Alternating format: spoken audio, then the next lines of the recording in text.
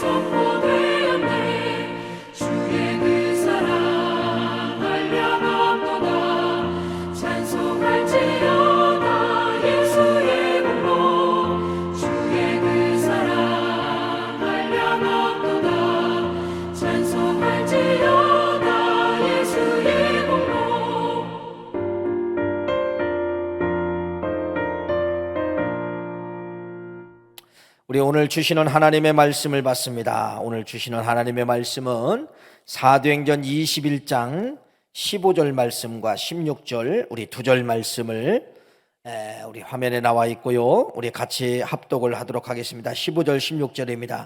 시작. 이 여러 날 후에 여장을 꾸려 예루살렘으로 올라갈새 가이사라에 몇 제자와 함께 가며 한 오랜 제자 구보로 사람 나손을 데리고 가니 이는 우리가 그의 집에 머물려 함이니라. 아멘. 여러분, 어제 이런 말씀을 드렸죠. 우리 인생길 속에서 하나님의 일을 할 때가 있어요. 하나님의 뜻을 이룰 때가 있다는 것이죠. 그런데 가장 무서운 방해꾼이 누구라는 것이에요? 사람입니다. 어떤 사람? 가장 나를 잘 아는 사람. 어떤 때는 남편이 될 수가 있고 어떤 때는 아내가 될 수가 있습니다. 어떤 때는 교회에 여러분 잘 아는 권사님이 될 수가 있다는 것입니다. 그래서 어떻게 보면은 여러분 우리 인생길 속에서 가장 살아가는데 가장 여러분 하나님의 일을 방해하는 사람이 누구라는 거예요? 나를 잘 아는 사람이다. 오늘 바울의 원리를 통하여 그런 말씀을 드렸죠. 바울이 여러분 지금 목적이 예루살렘 가는 겁니다. 그런데 누가 지금 맡고 있나 보세요. 다 예언가들이 맡고 있어요. 여러분 두루에서도 바울이 예언가가 못 가게 만듭니다. 거기는 예루살렘에 가면 안 됩니다. 밀레드에서도 여러분 바울의 예언가가 기도하는 예언가가 맡고 있어요. 또 가이사랴에 왔는데 예언가가 거기는 예루살렘에는 큰 환란이 기다리고 있습니다. 바울 선생님 가시면 안 됩니다.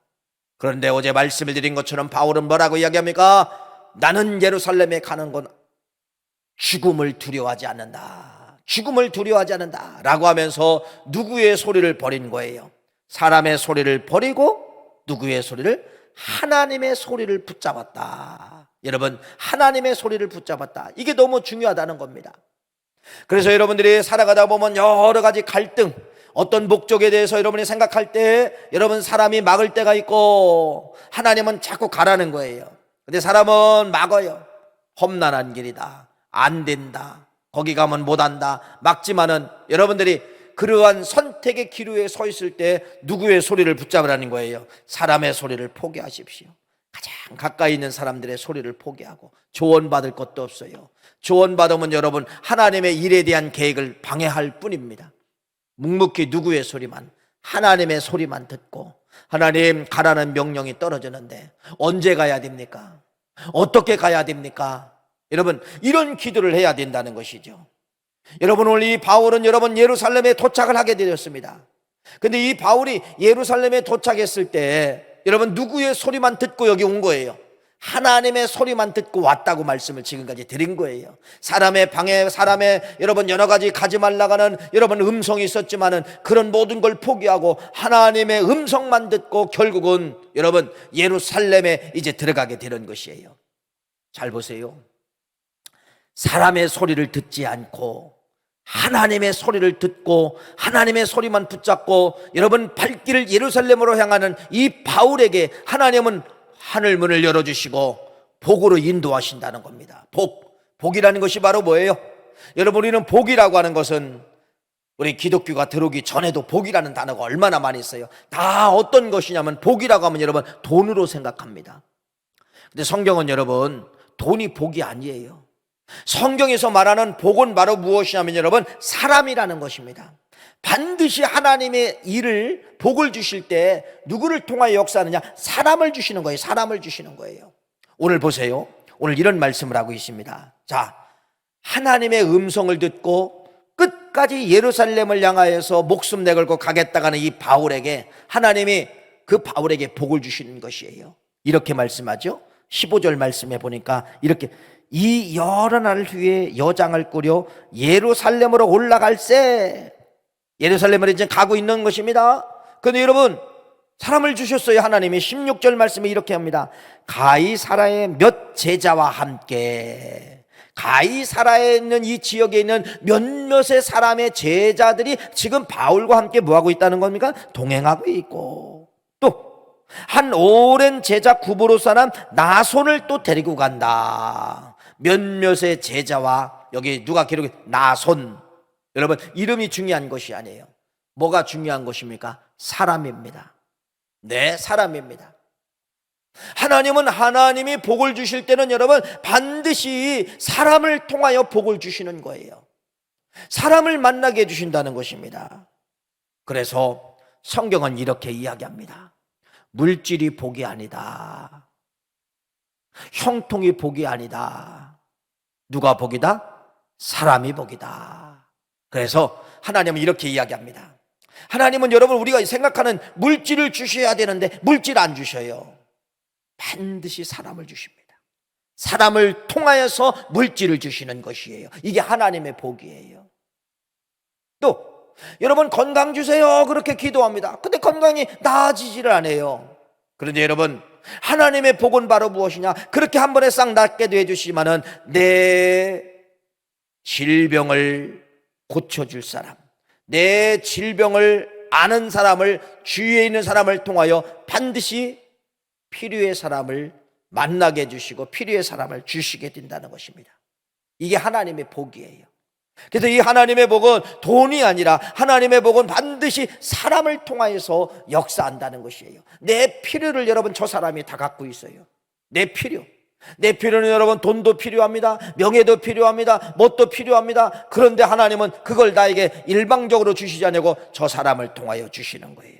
저 사람을 통하여 돈도, 저 사람을 통하여 명예도 주시고, 이게 하나님의 법칙이고 성경의 법칙임을 말씀을 드립니다. 여러분, 바울이 지금 사람의 방해가 있었지만 끝까지 순종하고 지금 결국은 예루살렘을 향하여 가고 있잖아요. 누가? 몇몇의 제자와 함께 나손에 같이 따라가게 되었다. 이 말씀이 바로 무엇입니까?